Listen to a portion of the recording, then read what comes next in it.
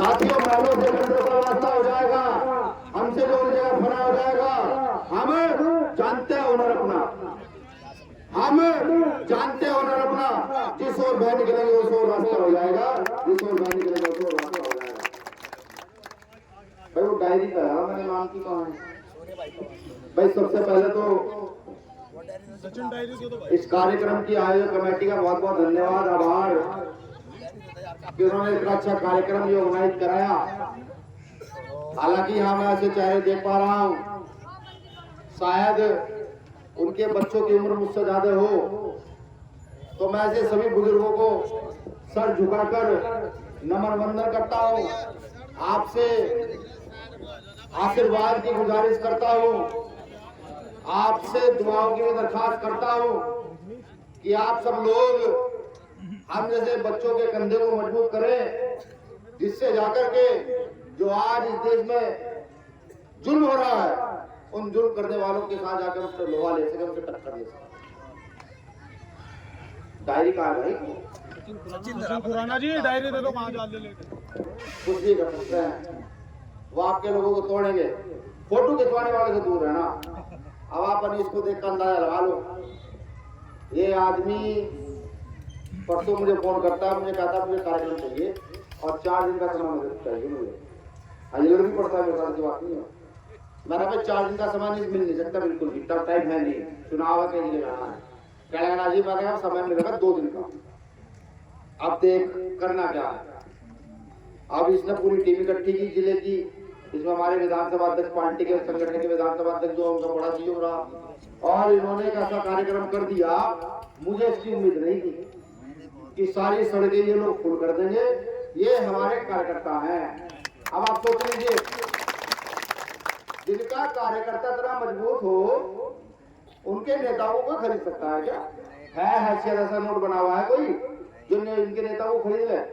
तो सब बेफिक्र रहे हैं। बीजेपी और संघ को किसी का डर है तो आप ही के बच्चे हो रहे थे, बीमारी की भारतीय कांग्रेस के लोग वो जानते हैं कि पढ़े लिखे लोग हैं, तख्ता पलट करने में मिनट नहीं लगाएंगे। अभी तो हम सिर्फ अपने लोगों को इकट्ठा करके ये बताने का प्रयास कर रहे हैं कि हमारी ताकत क्या है, वरना इस देश के अंदर हर बार हमें लूटा गया है।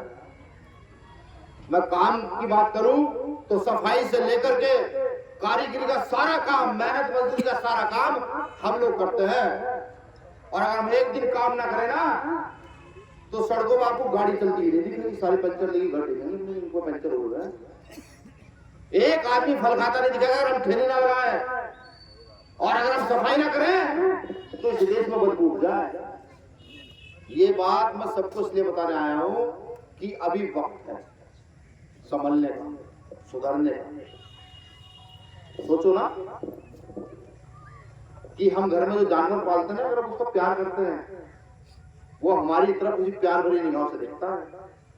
अरे हम तो इंसान हैं, हमने किसे प्यार नहीं किया? कांग्रेस को प्यार नहीं किया? बताइए। पैसा से लेकर हर चीज, घर का अनाज बेच कर कांग्रेस को दिया हम लोगों ने, सबने मिलकर के। यहाँ के पिछड़ों ने, दलित ने, मुसलमानों ने खास तौर से कांग्रेस को मजबूत किया पूरे देश में और राज कराया लगातार। कौन बोला सी एनआरसी के मामले में? क्या सिर्फ एक ट्वीट करने से हमारी परेशानियों का हल हो जाएगा? क्या मॉब लिंचिंग में सिर्फ ये कहना है कि मॉब लिंचिंग होगी, गलत है, उससे हमारी परेशानियों का हल हो जाएगा? कौन लड़ेगा हमारी तरफ से आकर? बताइए किसको बुलाओगे? कोई नेता है ऐसा जो लड़ने लायक?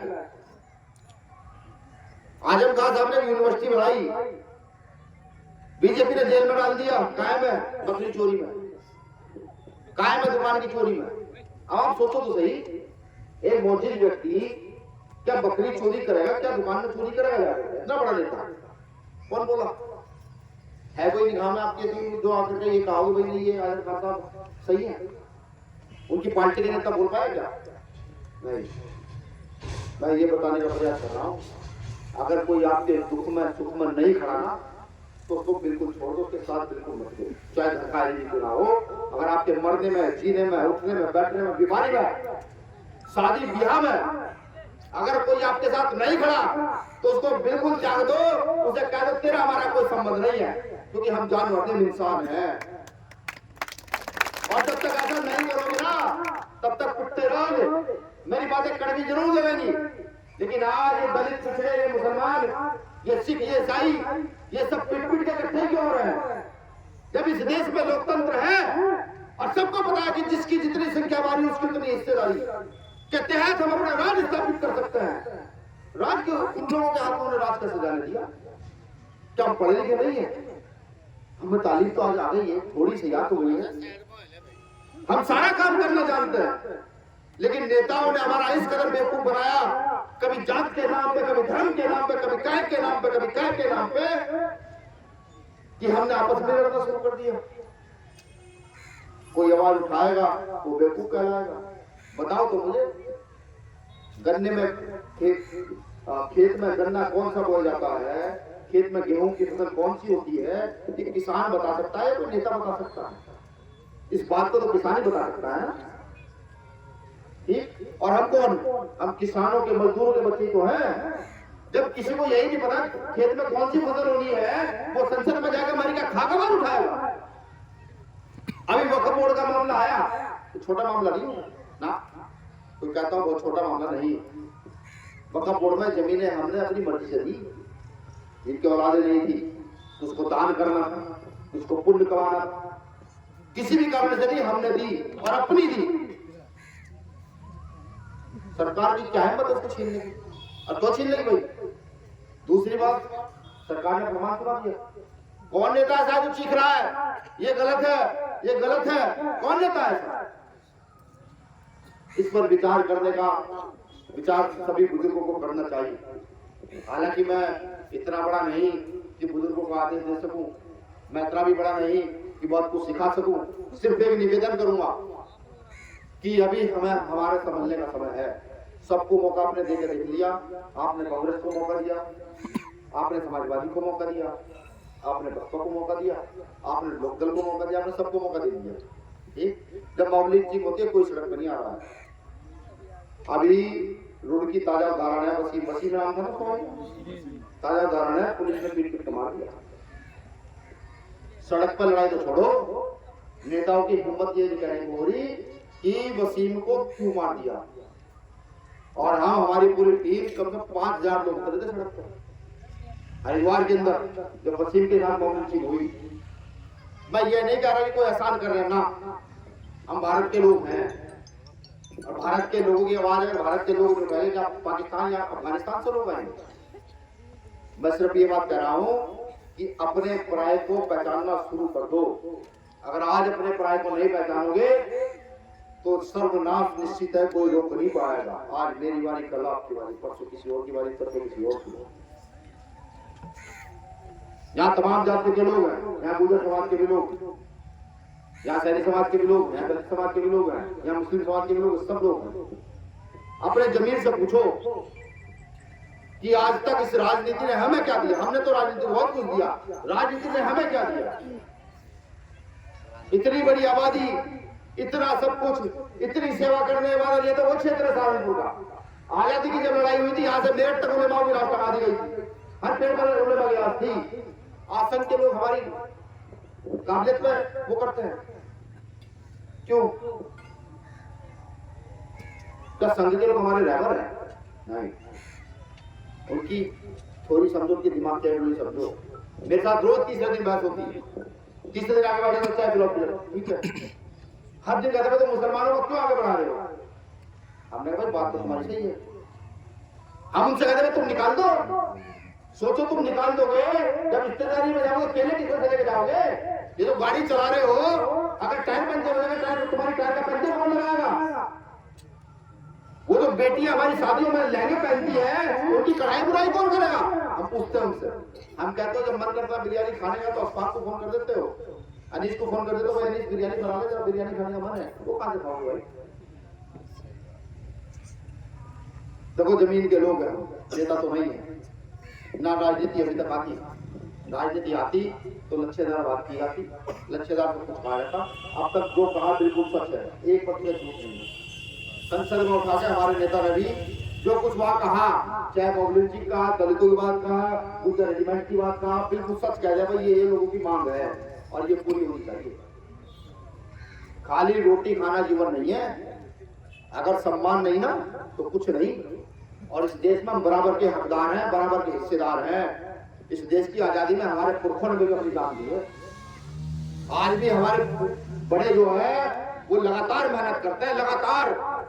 और आज भी अगर देश की बात आ जाए तो हम सबसे पहले निकल कर खड़े हो जाते हैं। दाढ़ी टोपी वाले लोग ये कहते हैं, दलित समाज के लोग ये कहते हैं कि नहीं हम मरेंगे, पिछड़े समाज के लोग कहते हैं आजाद देश के लिए हम मरने के लिए तैयार। आज भी हमारी क्षमताओं पर शक किया जाता था। कभी कोई नक्सली कहता है, कोई आतंकवादी कहता है, समझे। इसका एक ही है, सतगुरु रविदास जी की एक हमारे पूर्व गुरु हैं उनकी लाइन याद मुझे आ रही है। सतगुरु रविदास जी ने कहा कि चाहूं ऐसा राज में मिले सबन कोवन, चाहूं ऐसा राज में मिले सबन कोवन, छोट बड़े सब संग बसे रविदास रहे प्रसन्न। वो साफ साफ कह रहे हैं।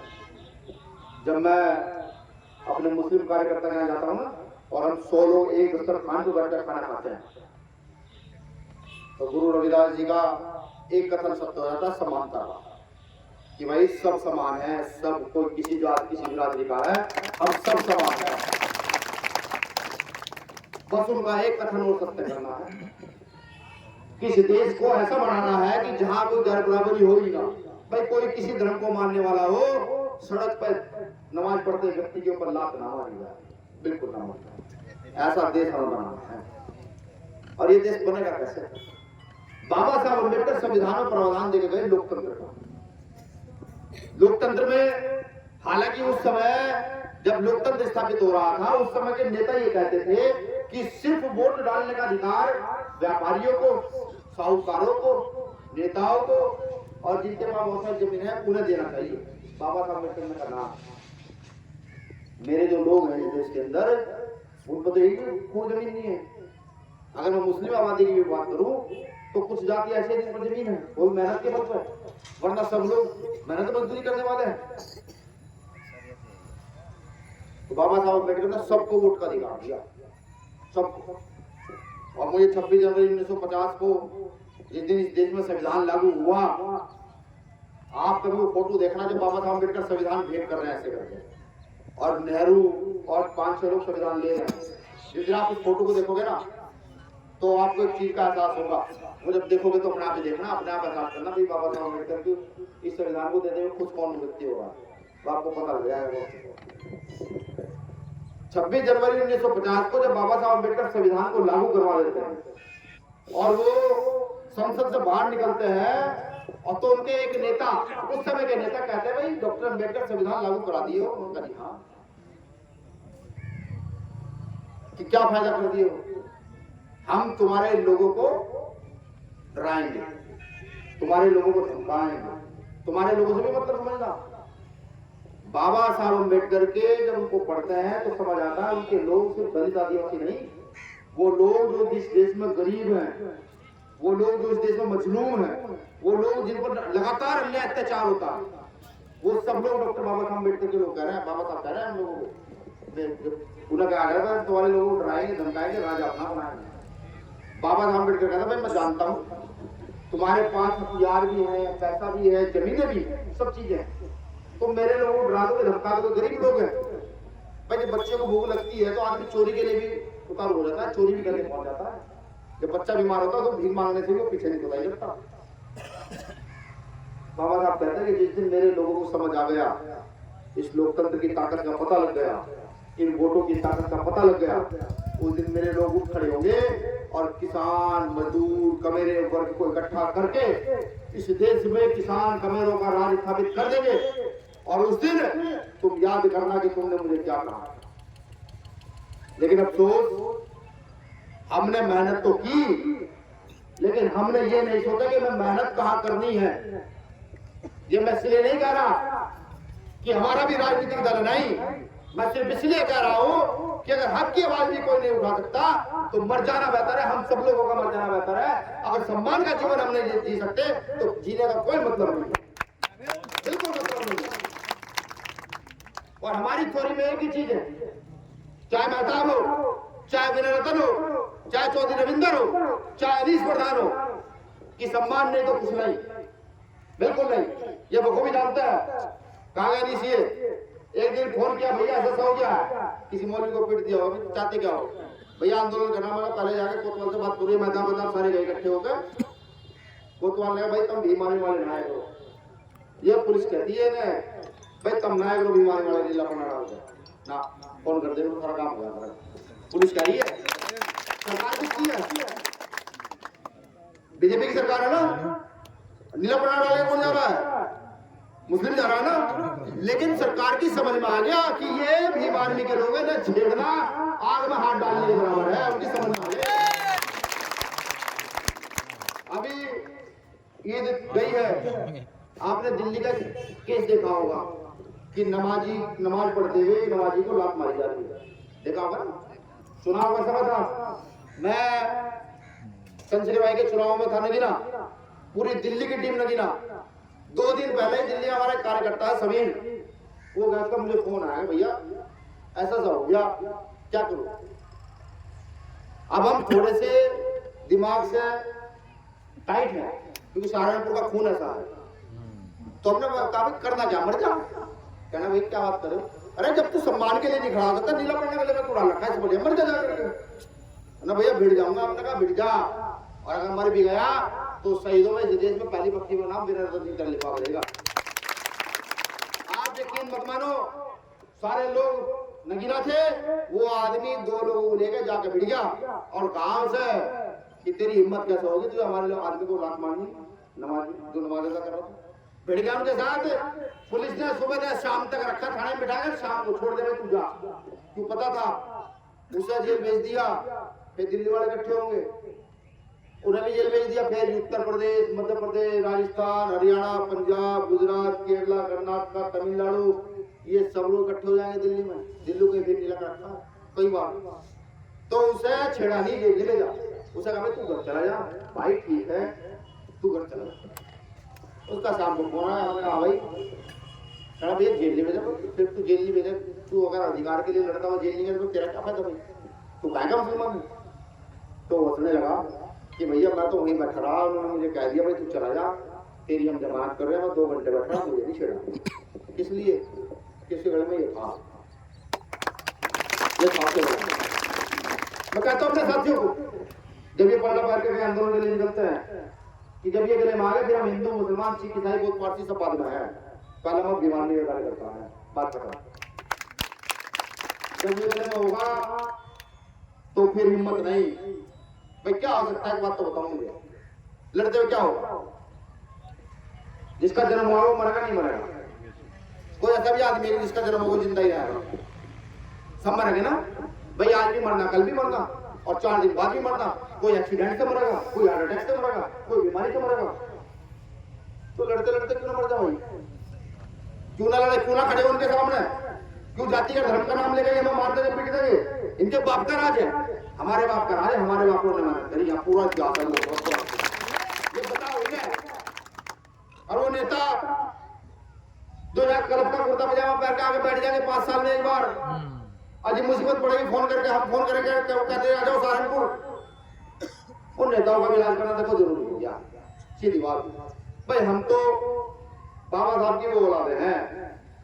आप कह दो एक लड़का दे दो जो पढ़ना लिखना जानता हो और इसे राजनीति में थोड़ा सा भी इंटरेस्ट हो, उसे दे दो भाई, इसे ले जा, जो समाज का काम करेगा। 6 महीने में जब पूरा देश ना जानने लगा तो जो सजा दोगे वो वीरेंद्र सिंह सजा लेंगे।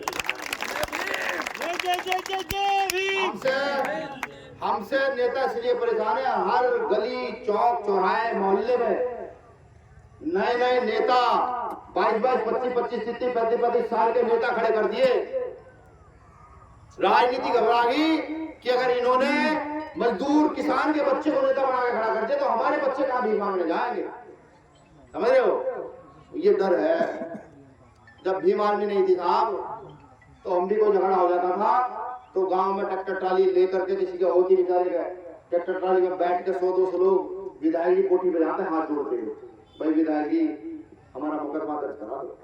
विधायक जी कहते थे ठीक है, पहले बात तो 4 घंटे बाद आते थे, फिर वो कहते थे ठीक है बैठो अभी थोड़ी देर बाद में।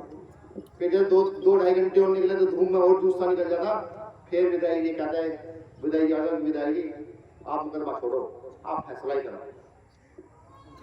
आज ऐसा नहीं है ना। आज तो कोई घटना घटित होगी, नेताजी खुद भी फोन करा भाई मदद चाह रहे नानी ना, दीवान में आकर मदद कर गई। गलत आदमी के साथ नहीं खड़े। कोई ये कहता हो कि रेप करने के साथ खड़े हो ना, किसी कीमत पर नहीं ना, तो किसी धर्म में ये दिखा गया कि गलत के साथ खड़े हो। हाँ, अगर किसी के साथ गलत होगा, चाहे सारी दुनिया उसके खिलाफ है, बीमारी उसके साथ खड़ी होगी, भाई चंद्रशेखर उसके साथ खड़े होंगे। और हम अपने कार्यकर्ताओं को जान से ज्यादा प्यार करते हैं।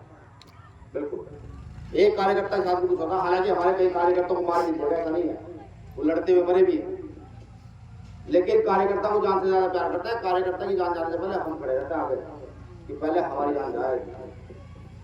मैं सब चीजें इसलिए बता रहा हूँ, ये मेरा दुख है, भाषण नहीं है ना। भाषण देना हो तो भाषण तो बाबा साहब के आशीर्वाद से ऐसा भी दिया जा सकता है कि मैं आपको रुआ भी दूं, लेकिन क्या करूँ भाषण का? खाली वोट का करूँ क्या? आप लोगों को बताऊंगा, चलो आपने वोट भी दीजिए, क्या करूँ खाली वोट का ना। आपके दिलों में जगह चाहिए, घर में जगह चाहिए, आपके हर चीज में हिस्सेदारी चाहिए, आपके दुख में हिस्सेदारी चाहिए और आपके सुख में हिस्सेदारी चाहिए, तब तो फायदा है बीमारी के। हालांकि समय कम मिलता है, लेकिन यहाँ हमारे विधानसभा अध्यक्ष कहाँ दोनों किसान मोर्चे के विधानसभा अध्यक्ष हैं। आओ पर आओ यहाँ, ये आपकी विधानसभा के विधानसभा अध्यक्ष हैं तीनों लोग, एक किसान मोर्चे का, एक भीम आर्मी का, एक विधानसभा पार्टी का। मेरी जो सीनियर लीडरशिप है ना, उनका नाम पता किसने लिया? कोई परेशानी हो सिर्फ नहीं बताना, ये सब मिशन करके ला देंगे। एक तरफ एमपी खड़ा हो और एक तरफ विधायक खड़ा हो और एक तरफ ये खड़ा हो अकेला, मेरा कोसा विधानसभा तो हिम्मत नहीं बढ़ेगी। और आपके साथ गलत हुआ है तो विधायक पूरा जिला से लेकर प्रदेश तक, लेकिन बस अब जो हाथ में हाथ मिला लो, सबको देख लिया आप लोगों ने, सबको जमा लिया भाई, ये मन बना लो 5-7 साल के लिए भाई। अब जो है भीम आर्मी के लोगों को देखो भाई, चंद्रशेखर आजाद का नाम देखो कितना कम, अब तक निराश नहीं किया। सीएनआरसी में जेल गए थे, मुठे के नखून फाड़ दिए थे दिल्ली गवर्नमेंट, हम उठोगे नखून प्लास कर, समझे? आज भी हड्डी में इतना गैप है उनकी, इतना मारा पुलिस सामने सीएनआरसी मामले, सीएनआरसी का मामला चल रहा था, जामा मस्जिद में बैठे थे, मेरे पास दिल्ली से पुलिस के भी फोन, हमारी टीम के फोन, भैया भैया कैसे उठ जाएंगे, सर्दियों का टाइम था, जामा मस्जिद का गेट बंद था, स्मार्ट सीट में बैठे थे। मैंने फोन किया रात को 2:45 बजे, मैं कहा मैंने भाई उठ जाते यार, बहुत मेरे फोन आ रहे हैं। कह रहा भाई 2,500 मैंने बैठे, 2,500 से 3,000। हालांकि मेरा कभी कहना नहीं डालते, मुझे कहा तू क्या तो उठ जाऊंगा, तो हम दोस्त भी हैं। हमने कहा अगर किसी बहन के भूखे बता लग गया ना, तो हमारे जिंदा रहने का मतलब कुछ है नहीं। पुलिस ने लाख कोशिश कर ली, सब कुछ हो गया, फिर सुबह 4 बजे पुलिस ने कहा भाई सर चंद्रशेखर शर्त क्या है? चंद्रशेखर भाई का शर्त ये है कि एक भी बहन को कोई बदतमीजी नहीं करना, पहले सारी बहनें घर जाएंगी सकुशल, हमारी टीम घर छोड़ आएगी, सारी बहनें चली जाएंगी, फिर जो यहाँ परिवार के भाई बहन बैठे ये सब अपने घर चले जाए, फिर मैं तुम्हारे साथ चलूंगा, मैंने तुम्हारी इतनी हिम्मत नहीं मुझे उठा लिया। सारी बहनें घर गई, फिर बुजुर्ग घर गए, तब चंद्रशेखर भाई उठ करके जेल गए, 2.5 महीने रह जेल में। मैं गया एक दिन मिलने के लिए, मुझे मिलने आने की जरूरत नहीं है ना।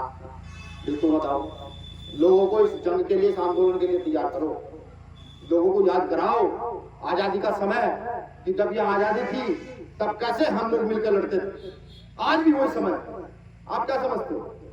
देश लूटने की कगार पर है, समझे? जिन्होंने इस देश में पहले गुलामी करी ना, अंग्रेजों के टाइम पे कौन गुलामी करता था सबको पता है, बताने की जरूरत नहीं है। ठीक, हमने गुलामी नहीं करी, हम लड़े हमेशा। ठीक, सवाल उनसे पूछा जाता है जिनके पुरखों ने जान दी हो, गुलामों से कोई सवाल नहीं पूछता। कल सवाल आपसे पूछा जाएगा, कल सवाल हमसे पूछा, हम भी आप ही से पूछेंगे कि जब यहाँ बीएसएनएल बिक रहा था, जब यहाँ सरकारी नौकरियों को प्राइवेट किया जा रहा था, जब यहाँ की जंगल जमीन बेची जा रही थी, तो आप लोगों ने हमें तैयार क्यों नहीं करा? क्यों नहीं कहा भाई उठो खड़े हो और मरने के लिए, लड़ने के लिए तैयार हो जाओ? पूछेंगे बिल्कुल, हम आपसे पूछेंगे, तो हमारे पिता आपको, हमारी औलादें हमसे पूछेंगी। तो इस बात को, इस दुख को समझो। वो जो मॉब लिंचिंग होती है, मॉब लिंचिंग नहीं है, वो एक आदमी की हत्या नहीं है वो ना, वो इस देश का टूटता भाईचारा है कि भाईचारे को कैसे तोड़ा जाए। ठीक, तो इस भाईचारे को बनाना है। तो देखो भाई, जंग में तो सादतें होंगी, हम तो तैयार हैं, ये मेरी टीम तैयार है। अब अगर आप इनके कंधे पे यूं भी हाथ नहीं रख सकते, यूं करके ना हौसला भी नहीं बढ़ा सकते, फिर हमें कोई बचाने वाला है नहीं। और अगर आपने एक बार कंधे पे हाथ रखा, हौसला बढ़ा दिया, कह दिया ना बेटा चल, तो आप राज की बात कर रहे हो, यहाँ की व्यवस्था बदल देंगे। अरे जो मॉब लिंचिंग करने वाले हैं ना, ये घर में ऐसे बिल में घुसे, जीवन में बाहर नहीं निकल पाएंगे, इतने ताकतवर हैं। इस बीच मेरे मुंह से कुछ कड़वे शब्द निकले, मैं उसके लिए आप सबसे माफी चाहता हूँ, क्योंकि देखो दुख है, दुख तो कड़वा ही होगा, जो अंदर से बाहर आएगा। मैं चाहता हूँ, मैं चाहूंगा मेरे दोनों राष्ट्रीय अध्यक्ष जो हमारे समाज से आप आ जाए, और वो क्या नाम राष्ट्रीय महासचिव दोनों लोग आ जाए।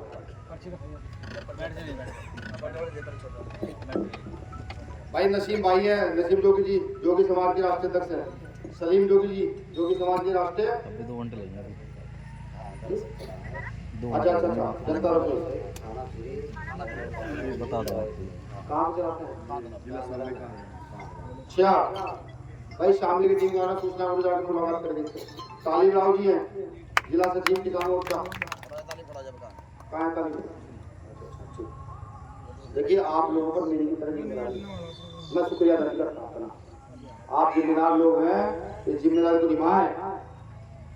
और अब जो मुट्ठी इधर उधर 5 उंगलियां इधर हो गई, इसको मुट्ठी बंद कराने का काम करें। इतना हुआ तो मैं समझूंगा कि हम किसी पे एहसान नहीं कर रहे। सबसे बड़ी चीज, कोई नेता आगे भाषण दे रहे हैं, मैंने एहसान कर दिया, हम एहसान नहीं करे, फर्ज है हम लोग को। पूरे दौर में कौन लड़ेगा? किसी को तैयार होना पड़ेगा ना, तो हम तैयार हो गए। तो ये हम लोगों का फर्ज है। तो आप दोनों भाइयों से मुझे ये उम्मीद है कि आप हमेशा अपना भी कंधा मजबूत करेंगे, हमारा भी कंधा मजबूत करेंगे, और इस कंधे से कंधे मजबूत होने को एक इतना बड़ा कंधा तैयार करेंगे कि जिससे कोई गिराए ना पाए। शुक्रिया शुक्रिया। अच्छा, राव तालिब जी हैं, जिला महासचिव।